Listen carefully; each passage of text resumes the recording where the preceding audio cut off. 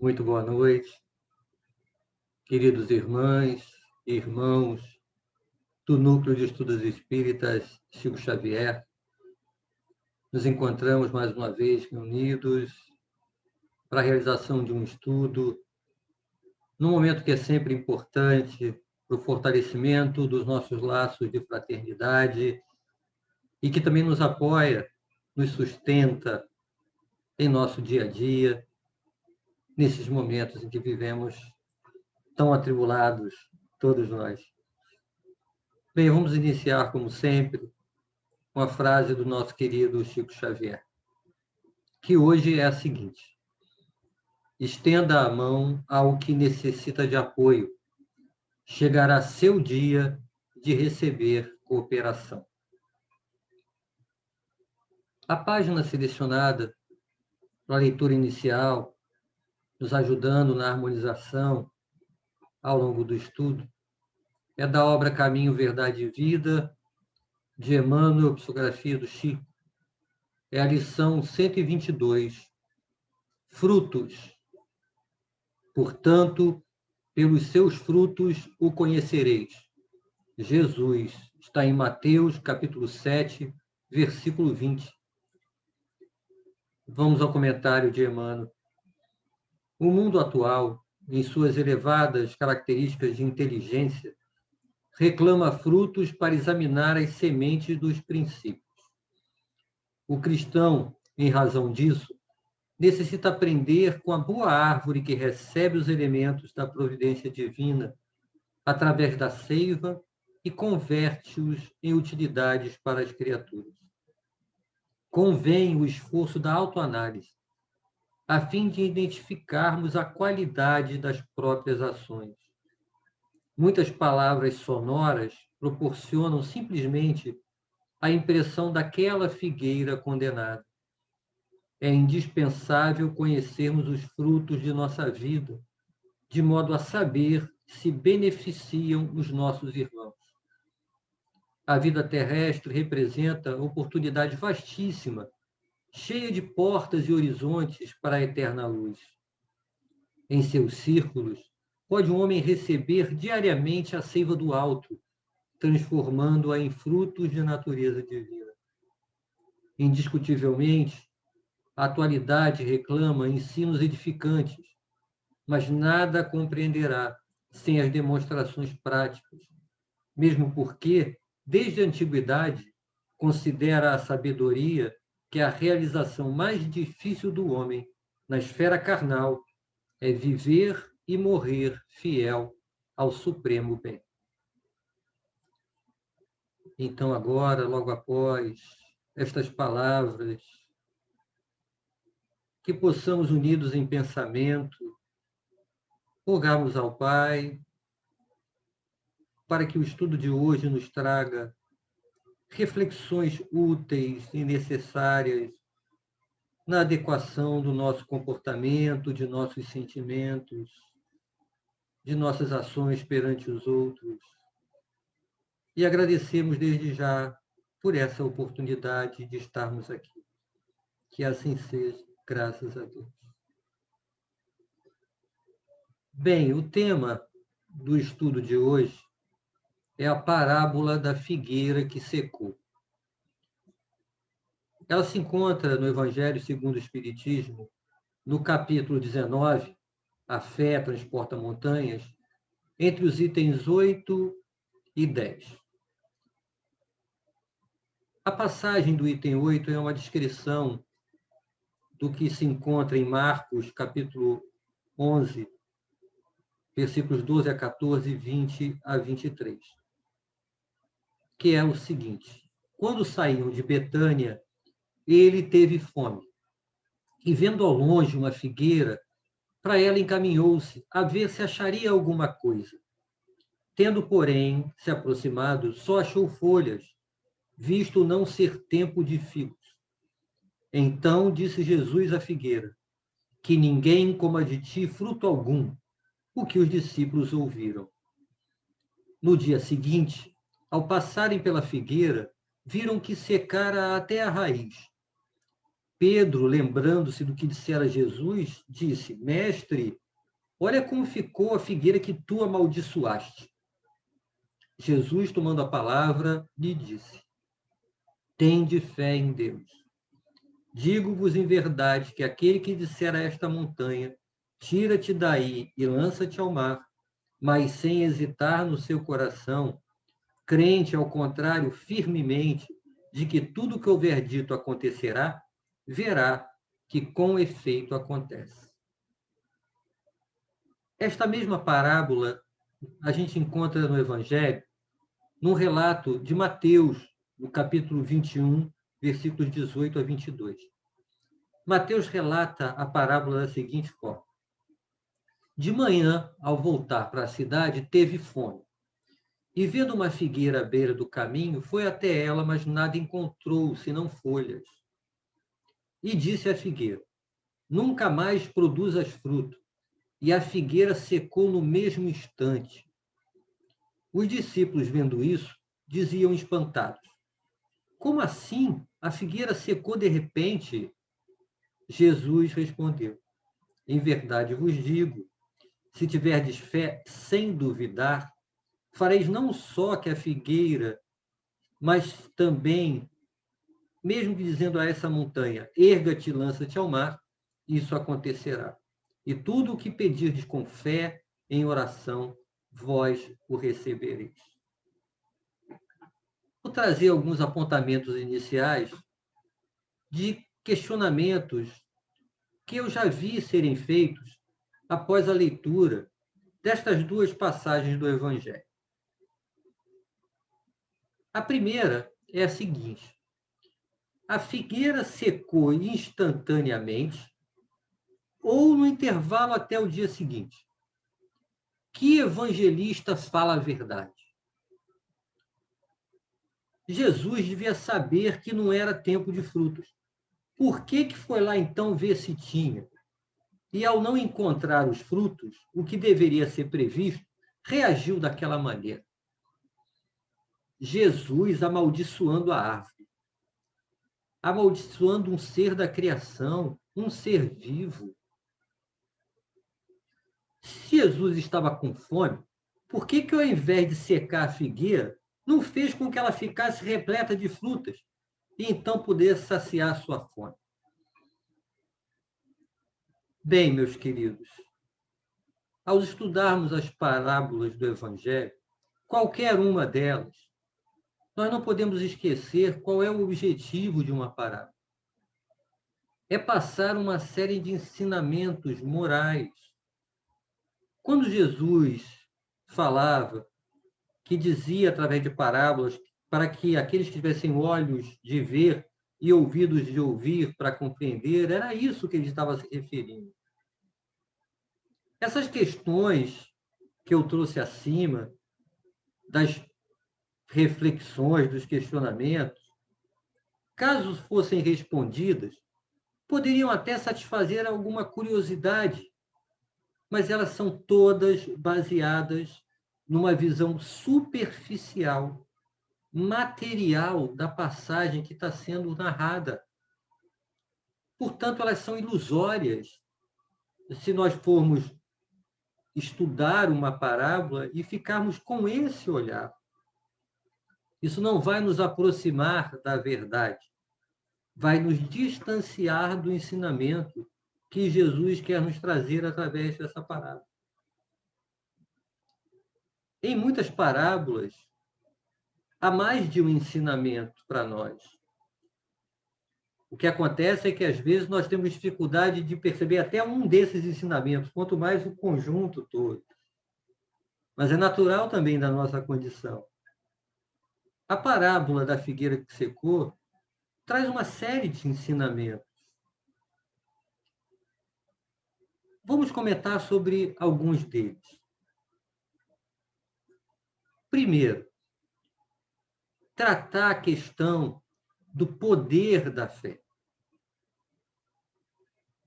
Há um trecho, tanto em um evangelho quanto o outro, dessa parábola, que Jesus fala: em verdade vos digo, se tiverdes fé sem duvidar, fareis não só com que fiz a figueira, até mesmo que a montanha possa se mover.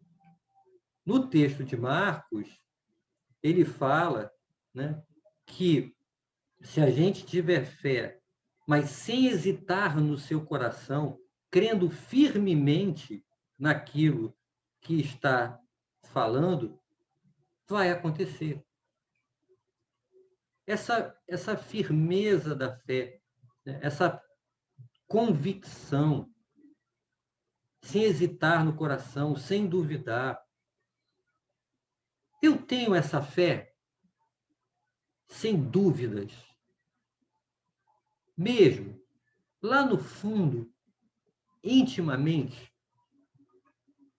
sempre que eu me deparo com essa questão no Evangelho, sempre soa para mim um certo alarme, uma sinalização da necessidade que eu tenho de fortalecer a minha fé. É claro que há certas rogativas minhas que trazem em si uma convicção muito firme, mas outras nem tanto. Eu acabo solicitando ao pai alguma coisa, mas é meio ressabiado, desconfiado, sabe como é? Sem firmeza. Nós precisamos confiar mais. Se, por exemplo, eu peço a Jesus, em prece, que proteja e guarde o meu filho tão amado, e logo depois que eu acabo a prece, eu fico tudo angustiado. Ah, meu Deus, será que vai acontecer alguma coisa com ele? Ah, mas se isso e se aquilo. Sem que não tenha acontecido nenhum fato, nenhuma situação que, em realidade, possa ter colocado o meu filho num risco maior. Onde está a minha fé? Às vezes me pergunto o que o meu comportamento está sinalizando para o Mestre em relação à minha confiança nele como governador desse planeta. E quanto ao remover as montanhas, que é outro ensinamento que é colocado aí, que montanhas a minha fé pode ajudar-me a remover? As principais montanhas nas quais realmente nós devemos concentrar os nossos esforços são as montanhas das nossas dificuldades íntimas. Quando olho-me intimamente, eu vejo duas montanhas enormes, chamadas o orgulho e o egoísmo. Como elas ainda são imensas, pesadíssimas.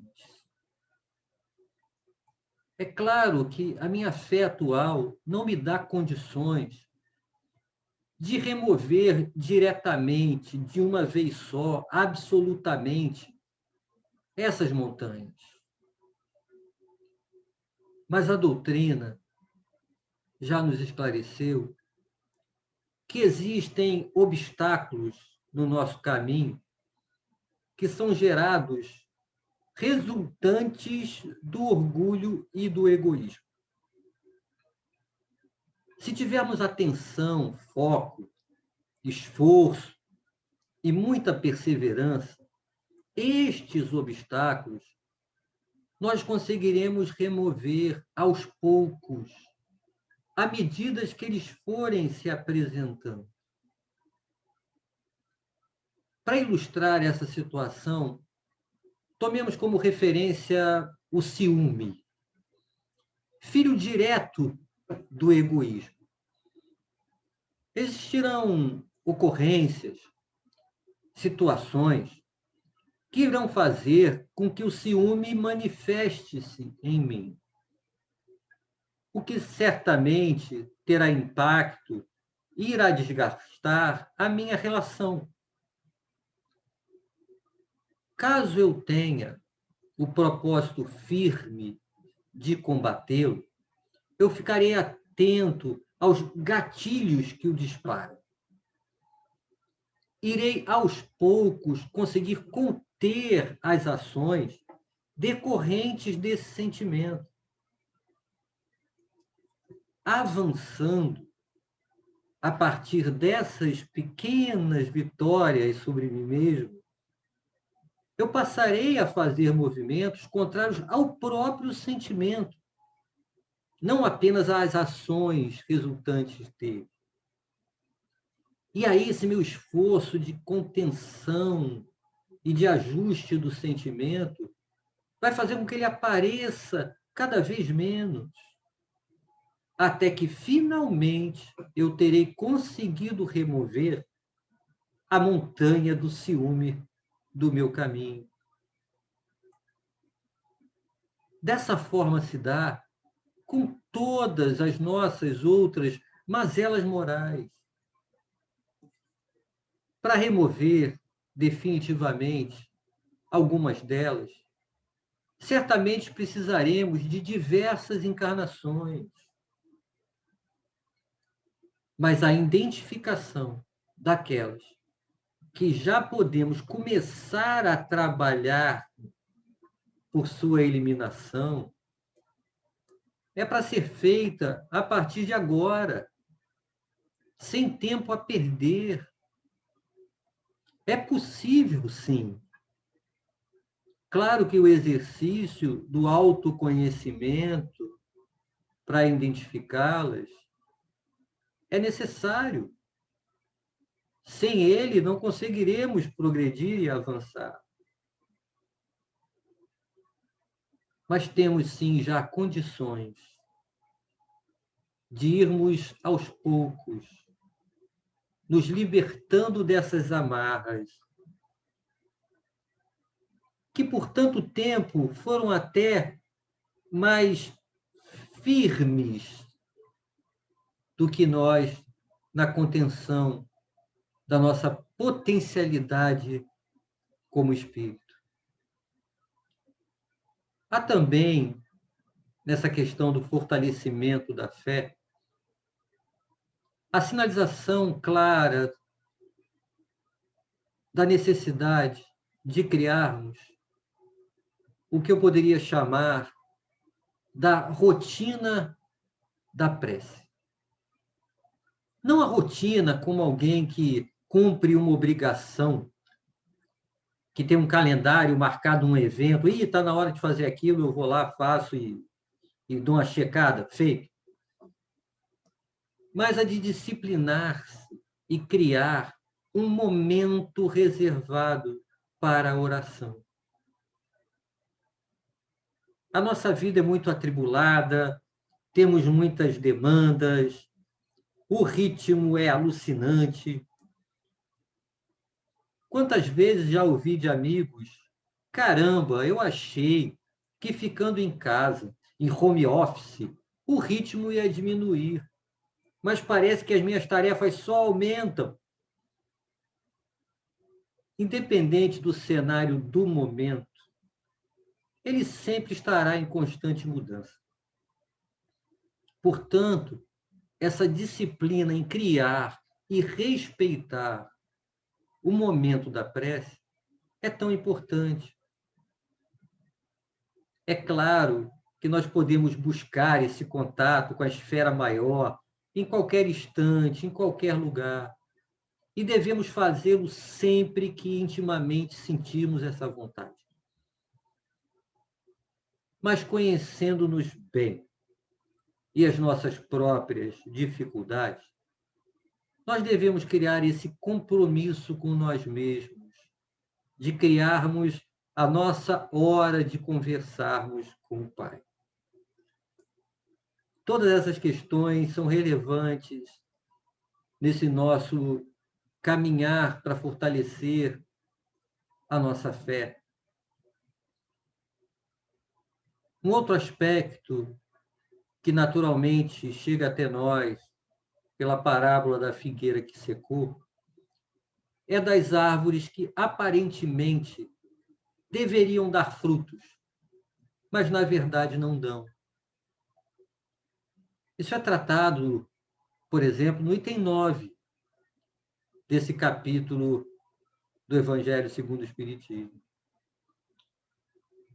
Ali nos é colocado que a figueira que secou é o símbolo dos que apenas aparentam propensão para o bem, mas que, em realidade, nada de bom produzem.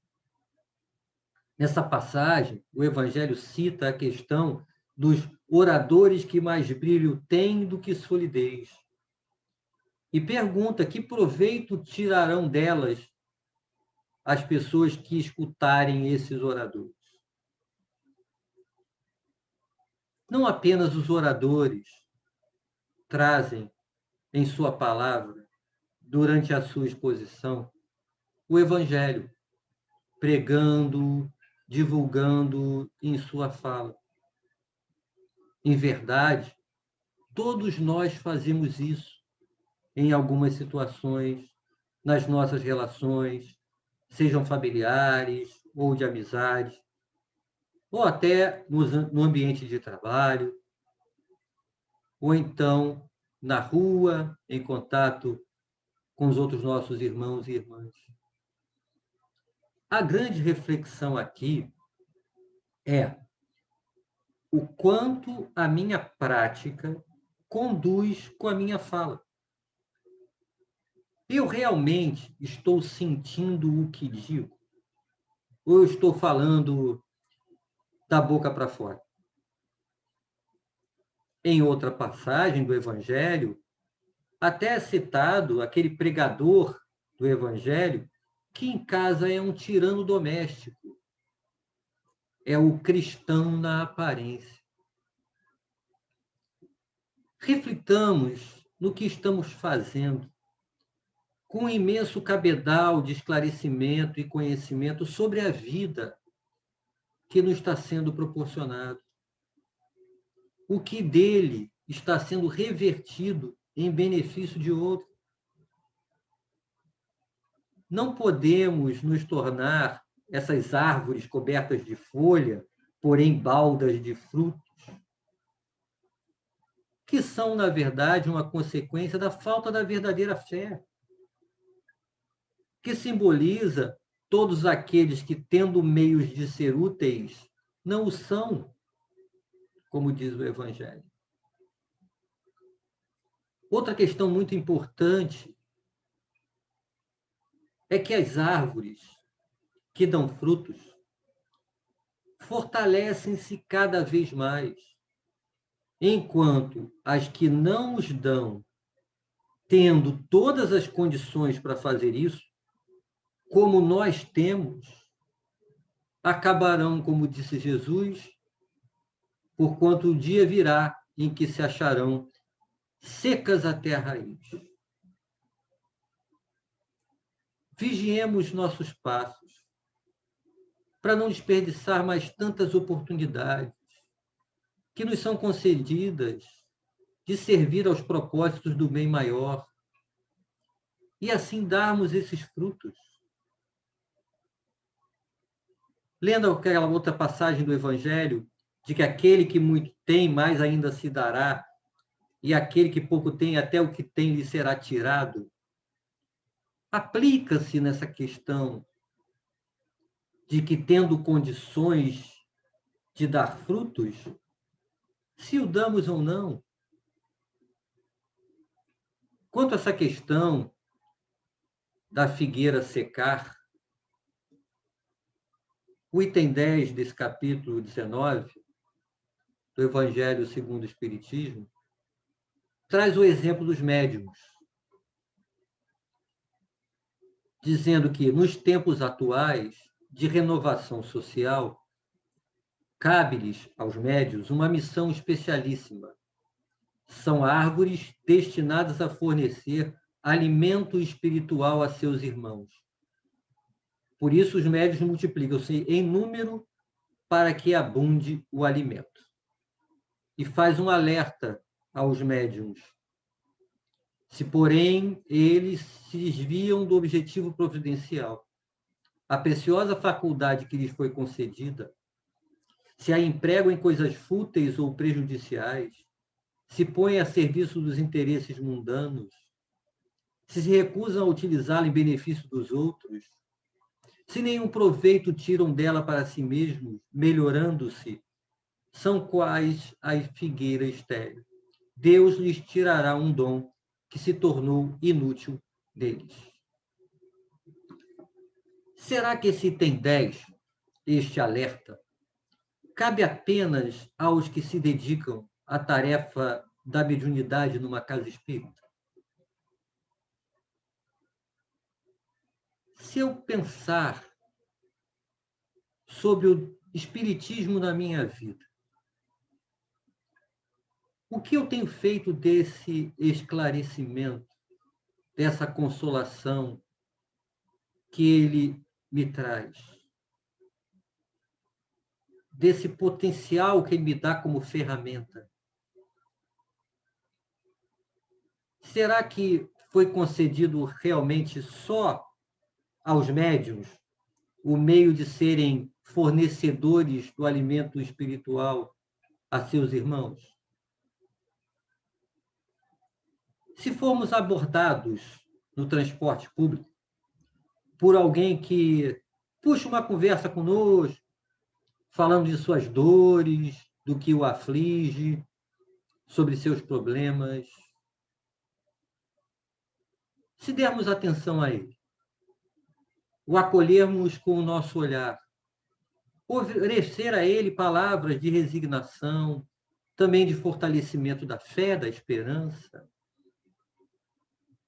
que tipo de alimento estaremos fornecendo a ele?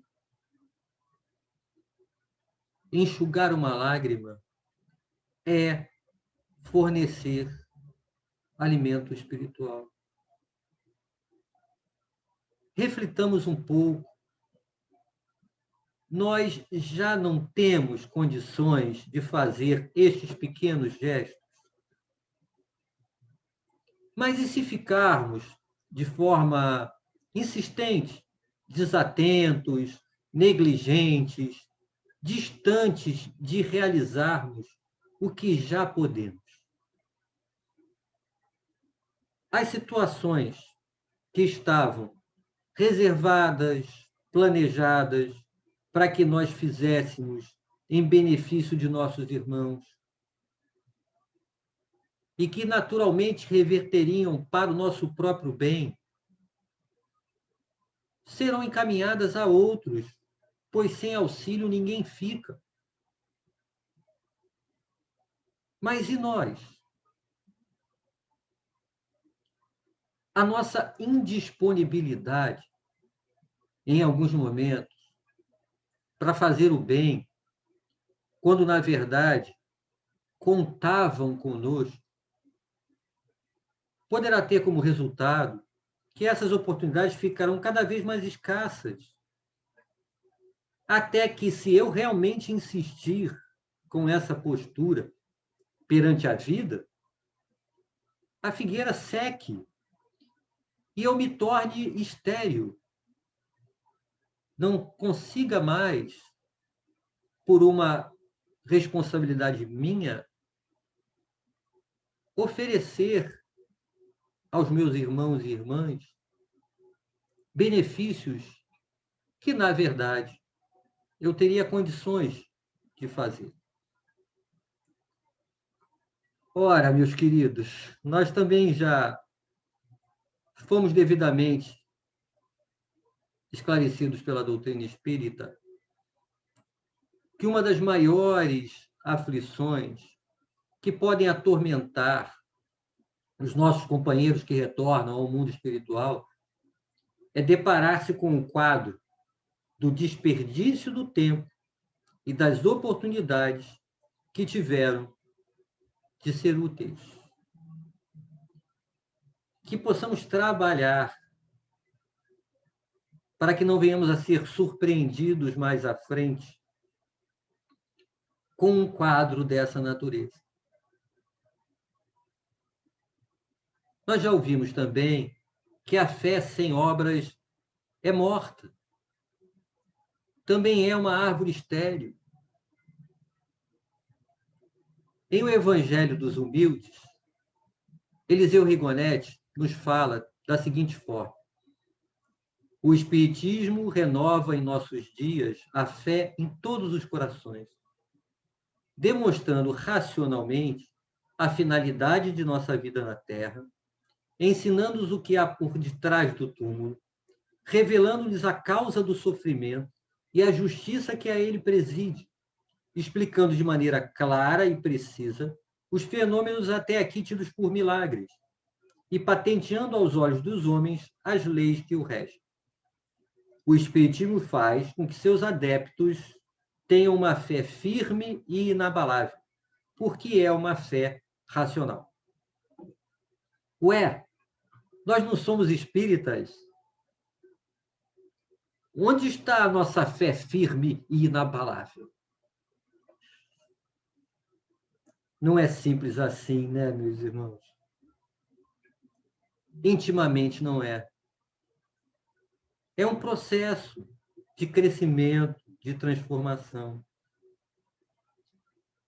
Mas a doutrina espírita nos dá os elementos necessários para esse fortalecimento da fé. E também, ao declarar que fora da caridade não há salvação, nos aponta que a nossa fé precisa gerar fruto. E ainda nos indica o único caminho possível para que venhamos a conseguir isso. Na obra Elucidações Evangélicas, Antônio Luiz Saião, sobre a parábola da figueira que secou, diz que nela Jesus quis lembrar a seus discípulos e a quantos o seguiam esses ensinamentos que já lhes dera. A árvore que não dá frutos é condenada. Em tempo algum deve o homem ser estéril, jamais deve deixar de dar frutos, trabalhando sem cessar pelo seu progresso e pelo progresso de seus irmãos.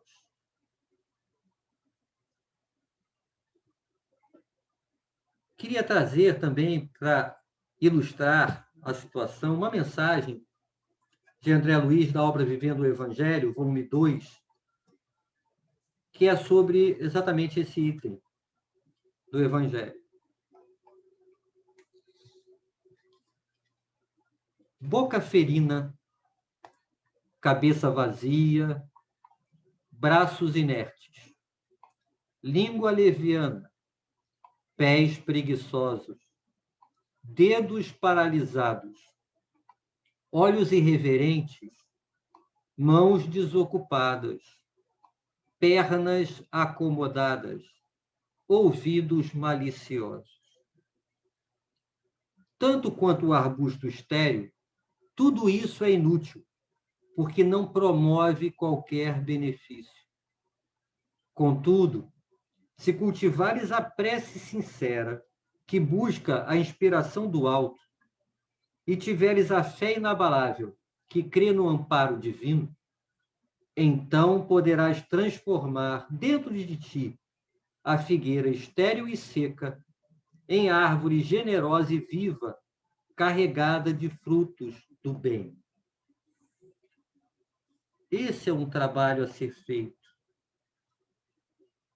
por nós, cada um de nós. Entendamos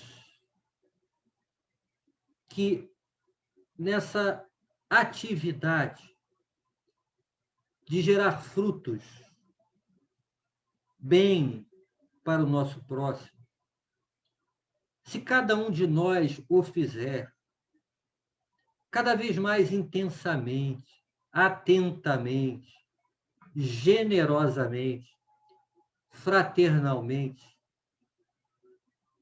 o que acontecerá com a humanidade? Cada um de nós contribuindo mais nesse processo, irá alavancar o progresso da própria humanidade. Todos nós temos a clara convicção de que estamos passando por um processo de transição planetária que vai culminar, sim, com a Terra transformando-se num planeta de regeneração. Mas ainda há um caminhar para chegar até lá. E cada um de nós deve dar a sua contribuição de forma positiva, atuando no sentido de acelerar esse processo. Sem dúvida, nós que temos ao nosso lado o apoio do Espiritismo, não temos de forma alguma como alegar ignorância em relação a isso. Que esses processos também são decisivos nessa hora para a nossa própria evolução e para a continuidade da nossa vida. E aí cabe, após as elucidações desta parábola tão singela, a um olhar inicial, que nos imaginemos como uma figueira. E aí ficam as seguintes propostas de reflexão finais desse nosso estudo sobre o momento atual de cada um de nós. Eu sou uma figueira seca. Ou melhor, eu estou uma figueira seca nesse momento. Eu sou uma árvore frondosa, de caule robusto, muitos galhos e folhas, que aqueles que olham para mim veem dessa forma. Mas e se eu não estiver dando fruto algum, de forma concreta, como benefício para o próximo? E se sou uma figueira que dá frutos, mesmo que poucos, gostaria de dar mais frutos do que já dou, dou os frutos esporadicamente. Tem dia que eu consigo dar algum fruto, tem dia que não. Que cuidados eu posso ter para não vir a algum dia, vivenciando as dificuldades, as dificuldades atribuladas, passando pelas minhas expiações e provas, com dificuldade, que não venha algum dia a sucumbir a elas e secar. Lembrando sempre que há alguém maior cuidando com muito zelo, com muito amor, de cada um de nós. As figueiras, para que não venhamos a secar. Que esse jardineiro divino, nosso querido Mestre Jesus, nos dá todas as condições que precisamos, todo o amparo de muitos irmãos ao nosso lado, que então, expressando nossa gratidão por tanto amor que nos envolve, venhamos sim a fazer os esforços necessários